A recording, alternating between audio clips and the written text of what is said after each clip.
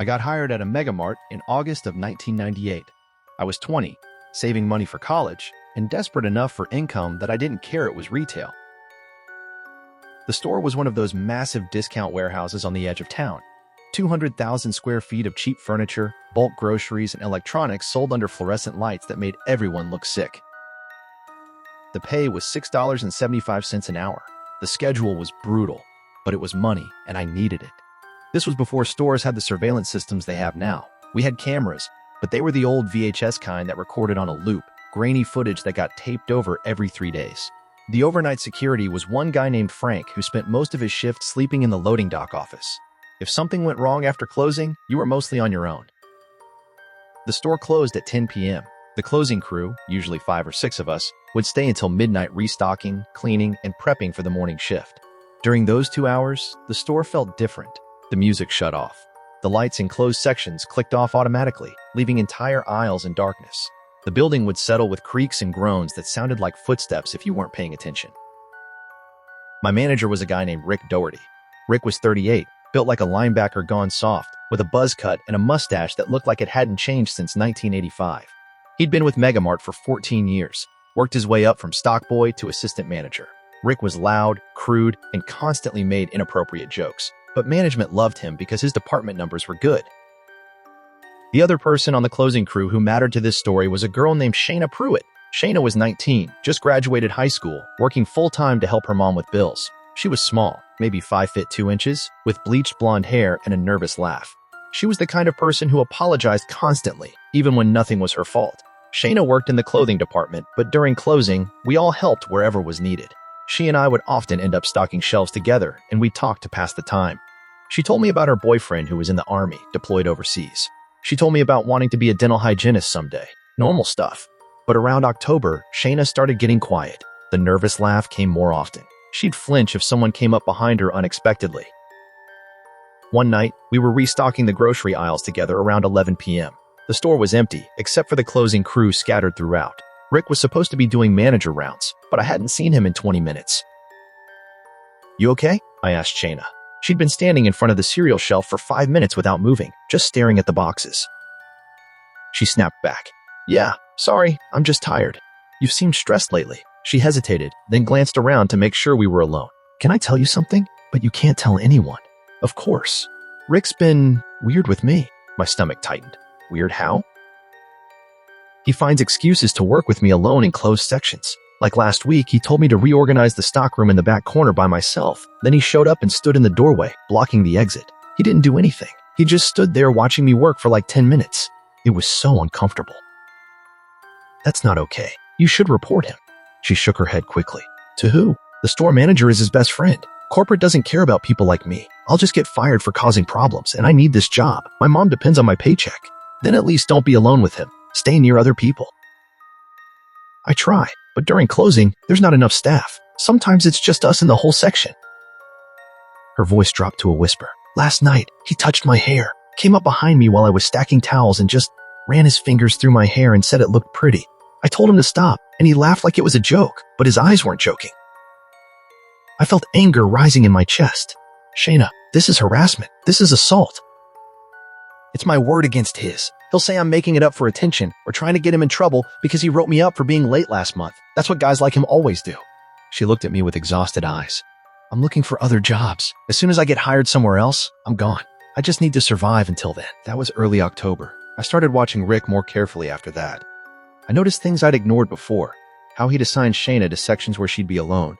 How he'd materialize out of nowhere when she was working in isolated areas. How he'd stand too close and talk too quietly so she'd have to lean in to hear him. I tried to stay near her during closing shifts, but the store was massive and we were understaffed. You couldn't always be in the same section. One night in late October, a Tuesday, my Friday, Shayna wasn't at our 9:30 p.m. closing meeting. Rick said she'd called in sick. I texted her, "Hey, hope you're feeling okay. Let me know if you need anything." No response. The next night, Wednesday, she wasn't on the schedule. I asked the day shift supervisor if she'd heard from Shayna. Rick said she quit. No call, no showed twice and stopped responding to messages. That didn't make sense. Shayna needed this job. She wouldn't just stop showing up, especially without telling me.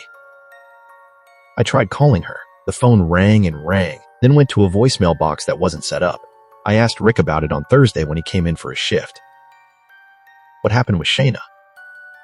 He barely looked up from his clipboard. She quit, stopped showing up. I tried reaching out, but she's not responding. Probably found a better job and didn't have the guts to give notice. She didn't say anything to me about quitting. Rick's eyes narrowed slightly. Well, she didn't say anything to me either. That's how kids are these days. No work ethic, no responsibility. He turned away. Now get back to your section. We have freight to process. Something felt wrong, deeply wrong. But what could I do? I was 20 years old making $6.75 an hour. Rick was management. The store manager was his drinking buddy. Corporate was some faceless entity in Arkansas that didn't care about individual employees. I convinced myself maybe it was true. Maybe she'd found another job. Maybe she was so desperate to leave that she just walked out. But I couldn't shake the feeling. 2 weeks went by. I kept expecting to see Shayna come back to pick up her final paycheck, but she never showed. I tried her number a few more times. Always the same. Ringing, then voicemail. Then, on a Saturday morning, there was a police car in the parking lot when I came in for my shift. 2 officers were in the manager's office talking to Rick and the store manager. Through the window, I could see Rick looking calm, almost bored. The store manager looked nervous. After 20 minutes, the police left without talking to anyone else. The store manager called a brief meeting with the closing crew. Just want to let you know that police are investigating a missing persons case. Shayna Pruitt's family reported her missing. If any of you have information about where she might be or who she might have gone with, please contact the police department. That's all. Missing. Not quit. Missing. My blood went cold. I went to the police station after my shift. I told them everything. The harassment, the inappropriate touching, Rick's strange behavior, how Shayna had been afraid of him. The officer took my statement, but I could see the skepticism in his eyes. The manager says she quit voluntarily. Her final paycheck was picked up last week. By who? According to their records, she came in and picked it up herself. That's impossible. She's been missing. Ma'am, people quit jobs all the time. Sometimes they tell their coworkers one thing and managers another. Sometimes they have reasons for leaving we don't know about. She was being sexually harassed by her manager. She told me she was afraid of him. Did she file a formal complaint? No, because she was afraid she'd lose her job. The officer closed his notebook. Without evidence of a crime, there's not much we can do. We'll follow up on the missing persons report, but it sounds like she may have left voluntarily. I felt helpless, furious. I knew something was wrong, but no one with authority cared enough to investigate. 3 weeks after Shayna disappeared, a hunter found her body in a state forest 30 miles from town. She'd been strangled and buried in a shallow grave. The forensic evidence suggested she'd been killed shortly after her last shift at Megamart, the Tuesday night she supposedly called in sick. The police investigation moved fast after that. They pulled Rick Doherty in for questioning. They pulled his phone records. They pulled the store's security tapes. Here's what they found. The security tape from Shayna's last shift showed Rick directing her to clean the garden center stockroom around 11 p.m., a section of the store that was closed and unmonitored at night. The camera showed her going into that section. It never showed her coming out. Rick claimed she left through the garden center exit and went home, but her car was still in the employee parking lot the next morning. They found Rick's fingerprints on her car door handle. They found fibers from her Megamart vest in the trunk of his car. They found soil on his work boots that matched the soil at the burial site. Rick Doherty had held her after closing that Tuesday night, after the rest of the crew had left. He'd attacked her in the stockroom. The autopsy showed ligature marks consistent with being strangled from behind. He'd killed her, put her body in his car trunk, and driven out to the forest in the early hours of Wednesday morning. Then he came back, clocked out, and went home like it was a normal shift. The next day, he told everyone she'd quit. He'd forged her signature on her final paycheck and pocketed the cash. For 3 weeks, he came to work every day. He ran his department. He assigned tasks. He made his crude jokes in the break room. He looked me in the eye when I asked about Shayna and lied without hesitation. At his trial, more came out. Rick had a history. 2 women from his previous management position at a different Megamart had filed HR complaints about sexual harassment. The complaints were settled quietly with non-disclosure agreement. Megamart had transferred Rick to our location and promoted him. Shayna Pruitt was 19 years old. She wanted to be a dental hygienist. She helped her mom pay bills. She had a boyfriend who came home from deployment to bury her. Rick Doherty got life without parole. I quit Megamart the day after they arrested him.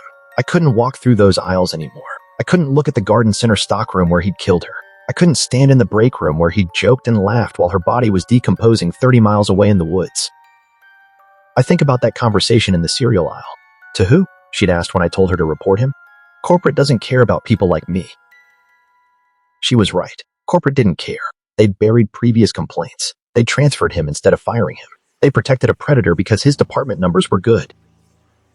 And when Shayna disappeared, they'd accepted his story without question because it was easier than investigating one of their managers. I carry the guilt every day. I should have made more noise. I should have refused to let her be alone with him. But I was 20 and broke and powerless in a system designed to protect the Rick Dohertys of the world over the Shayna Pruitts. I should have called the police immediately when she went missing instead of doubting myself. I work in corporate HR now. It's not a coincidence. I've made it my mission to be the person who actually investigates harassment complaints, who doesn't bury allegations, who remembers that behind every report is someone's daughter or sister or mother who just wants to earn a paycheck without being hunted. Because Rick Doherty looked like every other middle-aged retail manager. Buzz cut, mustache, crude jokes, nothing remarkable, nothing scary. He was just the guy who made the schedule. And that's exactly why Shayna trusted him when he asked her to clean the stockroom alone at 11 p.m. on a Tuesday night. If you work retail, if you close alone, if someone makes you uncomfortable, document everything. Tell people. Make noise even if it costs you the job. Your life is worth more than $6.75 an hour. And if you're a manager, if someone reports harassment to you, investigate. Take it seriously, because your inaction might be the reason someone's mother is planning a funeral instead of a graduation party. Shayna Pruitt deserved better than what happened to her. And I'll spend the rest of my life making sure other Shaynas have someone who actually listens.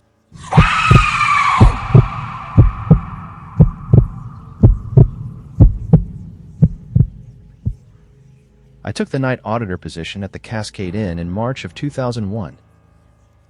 I was 26, recently divorced, and needed work that would keep me away from an empty apartment. The pay was $9.50 an hour, which was just enough to cover rent on a studio in the cheaper part of town. Night shift at a budget hotel, 11 p.m. to 7 a.m., 4 days a week, seemed perfect for someone who couldn't sleep anyway. The Cascade Inn sat off Highway 97, one of those two-story motor lodges built in the 70s with external corridors and a flickering neon sign that buzzed like angry wasps. During the day, it looked sad but harmless. At night, with the parking lot mostly empty and the highway traffic dying down to occasional truck rumbles, it felt like the edge of the world. This was before smartphones, before you could Google someone's name and find out if they had a record. If someone paid cash and showed an ID, you gave them a key. You didn't know who was behind those doors until something went wrong. The owner was a man named Mr. Chen. He was around 60, a thin man who always wore short-sleeved button-downs with pins in the pocket. He wasn't mean, exactly. He was just absent. He'd show up once a week to collect deposits and drop off supplies, but he never asked questions. Never wanted to know about problems. Handle it yourself was his favorite phrase. I pay you to handle it. The day manager was a woman named Paula. Paula was 29, a single mom with a 6-year-old daughter. She worked the 7 a.m. to 3 p.m. shift, then picked her kid up from school. We'd overlap for a few minutes during shift change, and that's how we became friends. We'd sit in the tiny office behind the front desk, and she'd tell me about her daughter's soccer games or complain about her ex not paying child support while I told her about my insomnia or the weird guests I'd dealt with overnight.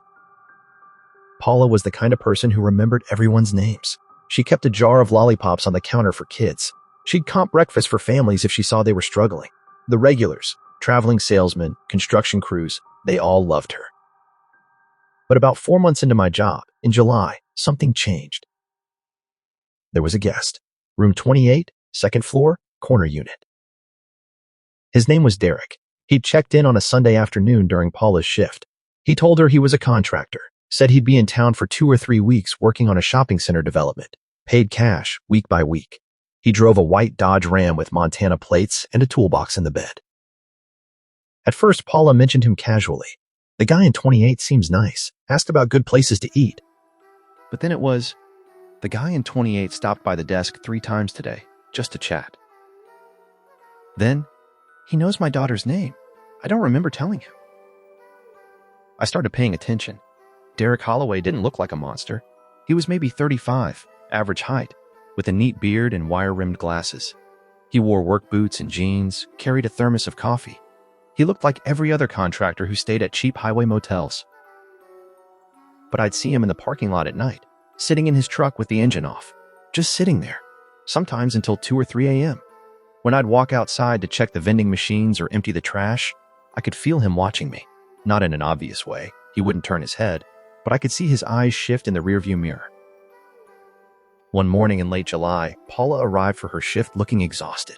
Her hands shook when she counted the cash drawer. "You okay?" I asked. She glanced toward the window. Room 28's door was visible from the office. The curtains were drawn. "He was at the grocery store yesterday," she said quietly. "The one by my apartment. I didn't even know he knew which one I go to." "Did he approach you?" "No, he was just there, in the cereal aisle, watching me and Emma shop. When I looked at him, he smiled and waved like we were old friends." I felt something cold settle in my stomach. "Paula, that's not okay. That's stalking." She shook her head quickly. "I can't make a scene. Mr. Chin will say I'm causing problems with a paying guest. You know how he is." "Then go to the police." "And tell them what? A guest from work was at the same grocery store as me? They'll say it's a coincidence." Her voice cracked slightly. "Besides, I need this job. If I cause trouble and word gets around that I accuse guests of things, I'll be unhireable. Every hotel in town talks to each other. At least ask Chen to move him to a different property. Say you're uncomfortable." She gave me a look. That exhausted look women get when they've already calculated every option and found them all wanting. "I'll be careful. I'm looking at job postings. As soon as I find something else, I'm gone." That was the last real conversation where I could have changed things. For the next 2 weeks, Derek Holloway's presence became suffocating. He started lingering in the breakfast area during the early morning overlap when Paula arrived, and I was still there. He'd sit at the corner table with a cup of coffee, newspaper open but unread, watching us through the office window. Paula started arriving exactly at 7 o'clock instead of her usual 6:50. She'd parked directly in front of the office door instead of her regular spot in the employee section.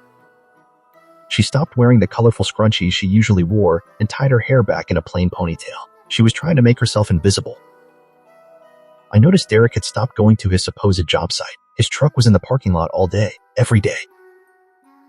On a Wednesday night, my Friday, my last shift of the week, Paula sent me a text around 10 p.m.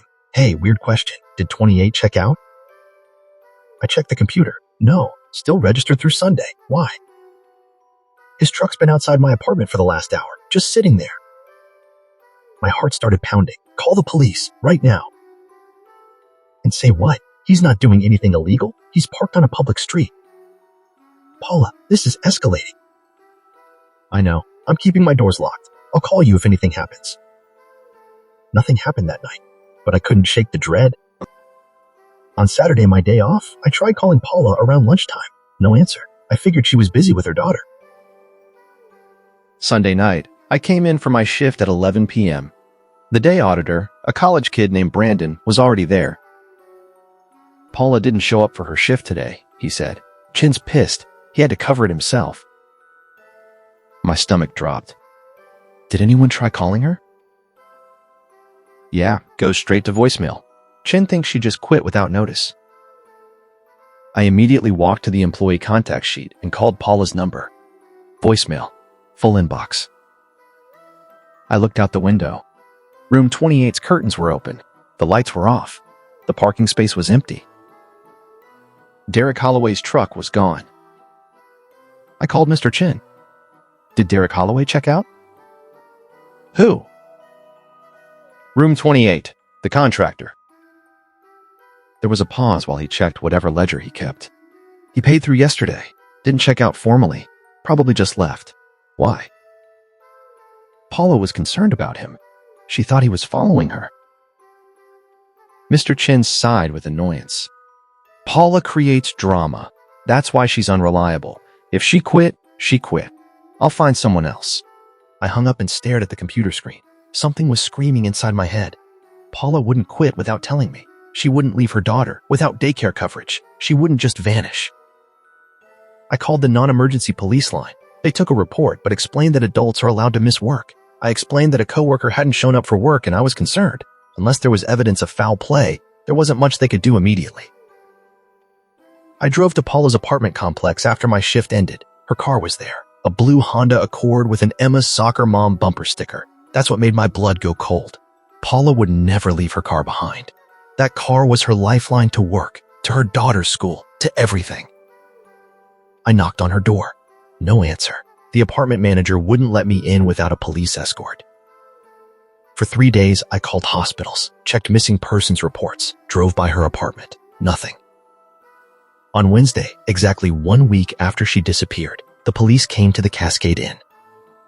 2 detectives in a gray sedan. They went straight to Mr. Chin's office. I watched from behind the front desk, my hands shaking so badly I had to put down the pen I'd been holding.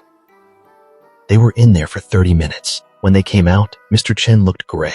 One detective stopped by the desk. "You're the night auditor? The one who filed the report about Paula Sanchez?" "Yes. We need you to come down to the station to give a formal statement. Can you do that today?" "What happened? Did you find her?" The detective's face was carefully neutral. "We're investigating. We need your statement." At the station, I told them everything. Derek Holloway, room 28, the grocery store, the truck outside her apartment, the last text messages. The detective, her name was Detective Ortiz, listened without interrupting. When I finished, she closed her notebook. "We've been trying to locate Mr. Holloway since Monday," she said. "Paula's daughter reported her mother missing on Sunday night when she didn't pick her up from her grandmother's house. We traced Holloway through your guest registration. The ID he showed was fake. The Montana plates were stolen. The name Derek Holloway doesn't exist." I felt the room tilt. "What?" "We issued a BULO for his vehicle. Yesterday, a state trooper spotted the truck abandoned off a Forest Service road about 40 miles from here. There was blood in the truck bed, Paula's blood." I couldn't breathe. "Is she?" "We found her this morning," Detective Ortiz said quietly. "I'm sorry." They found Paula's body in a ravine 12 miles from where the truck had been abandoned. She'd been strangled. The autopsy suggested she'd been held for approximately 3 days before she was killed. Here's what the investigation revealed. Derek had been watching Paula for weeks before he checked into the Cascade Inn. He'd followed her home from work multiple times, learned her routines, found out where she shopped and where her daughter went to school. He checked into the hotel specifically to get close to her, to establish himself as a familiar, non-threatening presence. On that Sunday morning, when she left for her shift, he was waiting in her apartment complex parking lot. He had a knife. He forced her into his truck at knife point and drove to a hunting cabin he'd been renting under another fake name about 30 miles into the national forest. The detectives found the cabin 4 days after they found Paula's body. There was a mattress on the floor, zip ties, duct tape, a hunting knife with her blood on it, scratches on the wooden walls where she'd tried to claw her way free. They never found him. Derek Holloway, or whoever he really was, vanished. The truck was wiped clean of prints, except Paula's. The cabin had been rented with cash by someone matching his description, but the name on the rental agreement led nowhere. He'd planned his escape as carefully as he'd planned the abduction. There are theories. Some detectives think he had done this before, that Paula wasn't his first victim. There are unsolved cases in Oregon, Nevada, Montana, women who worked night shifts at hotels or gas stations, women who disappeared after reporting a man who made them uncomfortable. But without a real name, without prints in the system, there's no way to connect the dots with certainty. I quit the Cascade Inn the day after they found her body. I couldn't walk past room 28. I couldn't sit in that office knowing that I'd been there, that I'd seen the warning signs, that I'd watched her get more and more scared, and I hadn't done enough. The guilt is the worst part. I think about that Wednesday night when she texted me about his truck being outside her apartment. I should have driven over there. I should have called the police myself. I should have refused to let her brush it off. I think about the Sunday morning she disappeared. I was at home sleeping while she was being forced into a truck at knife point in broad daylight. While I was making coffee and watching TV, she was zip-tied in a cabin, screaming for help that would never come. Paula's daughter Emma was 8 years old when her mother vanished. She lives with her grandmother now. I sent them money for the funeral, but I've never had the courage to face them. What would I say? I saw your mother being stalked, and I believed her when she said she couldn't report it because we both needed our jobs. The Cascade Inn is still there, still operating. Mr. Chin hired a new manager. The sign still flickers. Room 28 still rents out to contractors and traveling salesmen who don't know that a predator used it as a hunting blind. I work at a bank now, 9 to 5, Monday through Friday. I never take night shifts. I never work alone. And when someone says they feel uncomfortable around a customer or a coworker, I don't ask them to prove it. I don't tell them to be professional or not make waves. Because I learned that the most dangerous monsters are the ones who look like everyone else. They pay in cash, they smile at the front desk, they carry a thermos and wear wire-rimmed glasses. They sit in their trucks in parking lots, patient as spiders, waiting for the exact moment when no one is looking. And they know that women like Paula are trapped by the same economics that trapped Tiffany, by the same fear of not being believed, by the same impossible calculation: stay and risk danger, or leave and risk homelessness. I learned that be careful is not a solution, that trust your instincts means nothing when your instincts are overruled by rent due dates and custody schedules and managers who don't want to hear about problems. I learned that sometimes the person sitting in the parking lot at 2 a.m., watching and waiting, isn't planning to rob the hotel. He's planning something much worse. And sometimes, no matter how many warning signs you see, no matter how loud that voice in your head screams, you can't save everyone. But you can refuse to forget them. Paula Sanchez was 29 years old. She liked vanilla lattes and kept lollipops for kids at the front desk. She was a good mother. She deserved better than what happened to her. And Derek Holloway, or whoever he really was, is still out there somewhere. If you work nights, if you're alone in public-facing jobs, if someone makes you uncomfortable, document everything. Tell people. Make noise. Don't worry about being professional or nice or avoiding drama, because the alternative is being the person who lives with the guilt of silence. I'll carry that weight for the rest of my life.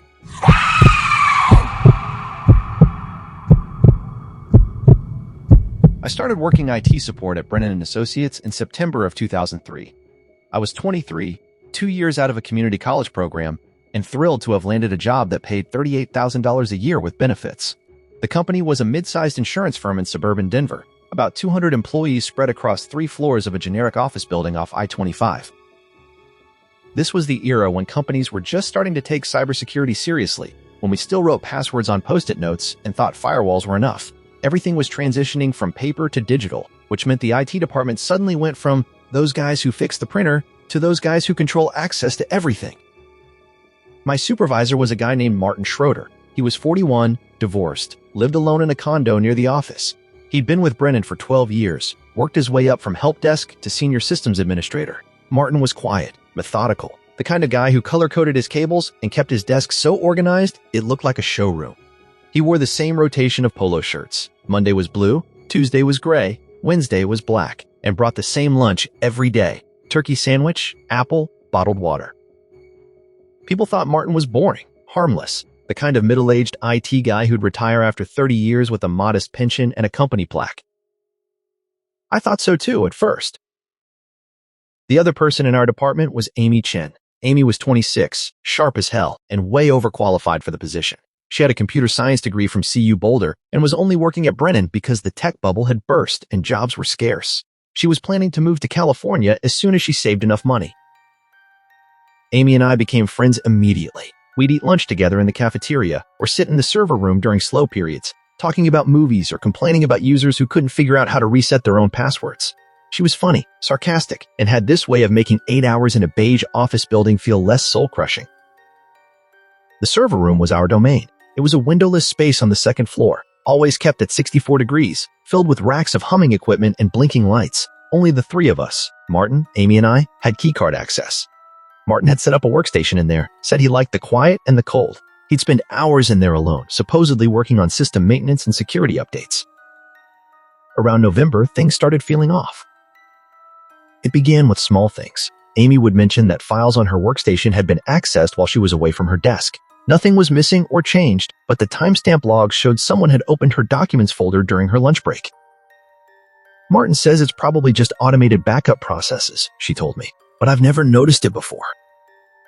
Then she started getting emails, internal company emails that she'd already deleted showing up in her inbox again, marked as unread, like someone had restored them from the server. It's probably just a glitch, I said, but I didn't believe it even as I said it. One afternoon in early December, Amy and I were both working in the server room. Martin had called in sick, rare for him. Amy was running a diagnostic on one of the backup systems when she paused, staring at her screen. "That's weird," she said. "What?" There's a partition on the main server I've never seen before. It's not in any of the documentation. She clicked through several screens. It's password protected with an encryption I can't crack, and it's big, like 80 gigabytes. What the hell would need that much space? I rolled my chair over to look. She was right. There was a hidden drive that didn't appear on any of the network maps or system documentation Martin had given us. Could it be archived client data? I suggested. Maybe, but why would it be hidden? And why wouldn't Martin have mentioned it? She chewed her lip. I'm going to ask him about it tomorrow. The next morning, Martin was back. Amy approached him in the server room while I was at my desk just outside the door. I could hear them through the open door. Maybe, but why would it be hidden? And why wouldn't Martin have mentioned it? She chewed her lip. I'm going to ask him about it tomorrow. The next morning, Martin was back. Amy approached him in the server room while I was at my desk just outside the door. I could hear them through the open door. Hey Martin, I found something weird on the main server yesterday. There's an encrypted partition that's not documented. Do you know what that's for? There was a pause, long enough that I looked up from my screen. When Martin spoke, his voice was flat. You shouldn't have been looking at system architecture without permission. I was running diagnostics. You asked me to check the backup systems last week. I asked you to check the backup systems, not to go digging through server configurations. His tone had shifted from flat to cold. That partition is for sensitive client data. It's encrypted for security purposes. It's none of your concern. Okay, but shouldn't it be documented? What if something goes wrong and you're not here? Nothing will go wrong. And if I'm not here, you call the external support line. You don't go exploring systems you don't understand. Are we clear? I'd never heard Martin use that tone before. Amy came out of the server room a minute later looking shaken. He was pissed, she said quietly. Like, really pissed. I've never seen him like that. Maybe he's just stressed about the security audit coming up, I offered, but something felt wrong. Over the next few days, Martin's behavior changed. He started locking the server room door when he was in there alone, which he'd never done before. He'd emerge after hours with the kind of flushed face people get when they've been caught doing something wrong. He started asking pointed questions about Amy's work. What was she working on? Why did she need access to certain systems? Had she been looking at anything unusual? Amy started keeping notes. She showed them to me one evening after Martin had left for the day. He accessed my workstation remotely 3 times this week while I was in meetings, she said. I set up a monitoring script. He's reading my emails, looking at my browser history, checking my file access logs. He's spying on me. Why would he do that? I don't know, but ever since I asked about that partition, he's been paranoid. She lowered her voice even though we were alone. I think there's something on that drive he doesn't want anyone to see. Like what? Pirated software? Personal files? She shook her head slowly. I managed to get a partial directory listing before the encryption blocked me. The file names, they're all dated, going back years, and they're massive. Video files, I think. My stomach went cold. Video files of what? I don't know, but I'm going to find out. She looked at me seriously. Don't mention this to Martin. If he asks, we never had this conversation. That was on a Thursday. On Friday afternoon, Amy didn't show up for work. Martin was in the server room when I arrived at 8 a.m. He came out around 9:30, looking tired. Have you heard from Amy? He asked casually. No, why? She didn't show up, didn't call, not like her. He said it like he was concerned, but his eyes were watching me carefully, measuring my reaction. I called Amy's cell phone, straight to voicemail. I sent her an email, no response. By noon, I was worried. By 3 p.m., I was scared. I stayed late that night until Martin left at 5:30. As soon as his car pulled out of the parking lot, I used my key card to enter the server room. My hands were shaking. I went to Amy's last known workstation login. She'd left herself a hidden note in the code comments of a maintenance script, something only another IT person would think to check. It was an IP address and a password. I sat down at the terminal and typed in the IP address. It brought up a remote access login for the encrypted partition. I entered the password. The screen filled with folders, hundreds of them, each labeled with a date and a set of initials. I clicked on one at random. Video files. I opened one. My blood turned to ice. It was security camera footage, but not from the office security system. These were hidden cameras in the women's bathroom on the 2nd floor. The camera was positioned above the stalls, angled downward. I watched 3 seconds before I closed it, nausea rising in my throat. I opened another folder. Different initials, different dates. Conference room camera, hidden in the ceiling vent. A camera in the women's locker room in the building gym. A camera in the office supply closet, where people went to make private phone calls. Dozens of folders, years of footage, women changing clothes, using the bathroom, adjusting their underwear, having private conversations, crying on phone calls, breastfeeding in the nursing room. And in the most recent folder, dated from the past 3 months, there were files labeled with Amy's initials. I found myself hyperventilating. Martin had been recording her, recording all of them, for years. I ejected the USB drive I'd been using to copy files and ran out of the server room. I drove directly to the police station. The detective I spoke to, Detective Sarah Brenner, listened to my story and asked me to show her the evidence. We went back to the office with 2 other officers at 11 p.m. that night. The encrypted partition was gone, completely wiped. The folders, the videos, everything. In the few hours between when I'd left and when we returned with the police, Martin had remotely accessed the system and destroyed everything. But he'd made one mistake. The USB drive I'd used to copy files still had 12 video files on it. 12 pieces of evidence showing hidden cameras recording women in private spaces. Enough to get a warrant. They arrested Martin Schroeder at his condo at 6 a.m. the next morning. When they searched his home, they found the cameras. Tiny wireless units disguised as smoke detectors, air fresheners, and cable box components. They found notebooks with detailed logs of who worked late, who used which bathroom stalls, who went to the gym at what times. They found external hard drives with backups of the deleted footage, terabytes of it. And they found Amy's laptop. It was in his garage, smashed with a hammer, the hard drive removed. They still haven't found Amy. The investigation revealed that Martin had been installing hidden cameras throughout the office for at least 6 years. He'd started with the bathrooms, then expanded to locker rooms, changing areas, the nursing room, anywhere women might be in states of undress or vulnerability. He'd used his IT administrator access to install the equipment during late-night maintenance windows when the building was empty. He'd been caught once before, 3 years earlier, by a woman named Jennifer Portis who worked in accounting. She'd noticed something strange about the smoke detector in the women's bathroom, a tiny lens glinting in the light. She reported it to HR. Martin convinced them it was paranoia. He filed a complaint about her making false accusations that damaged his reputation. HR pressured Jennifer to drop it, and she eventually quit. No one followed up. The camera stayed. After Amy discovered the encrypted partition and started asking questions, Martin panicked. The detectives believe he lured her to meet him somewhere private, maybe under the guise of showing her what was on the drive, maybe threatening her job if she didn't keep quiet. They found her car in a grocery store parking lot 3 miles from her apartment. Her purse was still inside. Her phone was shattered on the ground nearby. That was 8 months ago. They searched Martin's condo, his parents' property, known hiking areas. Nothing.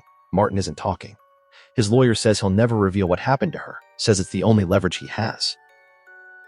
He was convicted of voyeurism, illegal surveillance, tampering with evidence, and 36 other charges. He got 26 years. But without a body, without proof of what happened to Amy, they couldn't charge him with murder. I quit Brennan & Associates the week after Martin's arrest. I couldn't walk past the server room. I couldn't use the bathroom without checking every smoke detector, every air vent, every electrical outlet. I started having panic attacks every time I saw a man in a polo shirt. The company settled with 17 women who'd been recorded, the ones they could identify from the recovered footage. The building was swept by a professional security firm. They found 4 cameras Martin had installed that a T had missed in the initial sweep.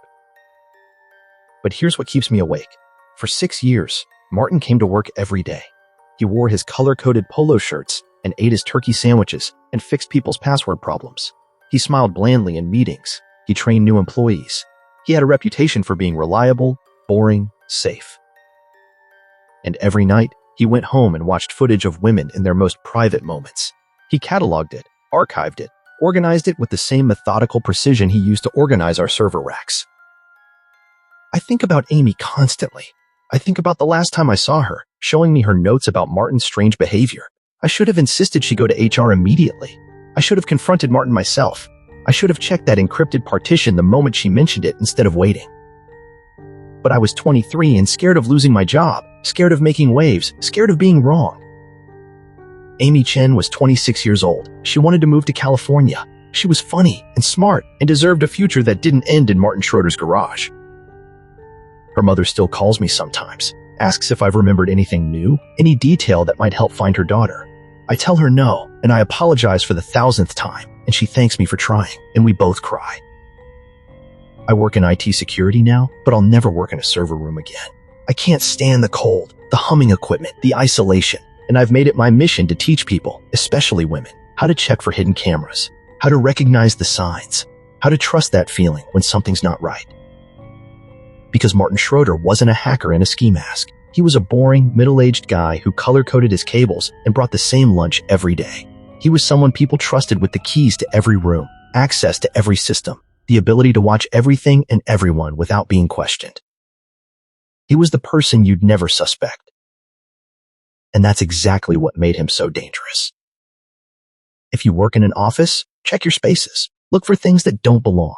Lenses and smoke detectors, weird USB adapters, unusual positioning of everyday objects. Take photos and report them. And if someone tells you they feel watched, believe them. Because somewhere out there, Amy's mother is still waiting for her daughter to come home. And I'm still carrying the weight of every minute I waited to act.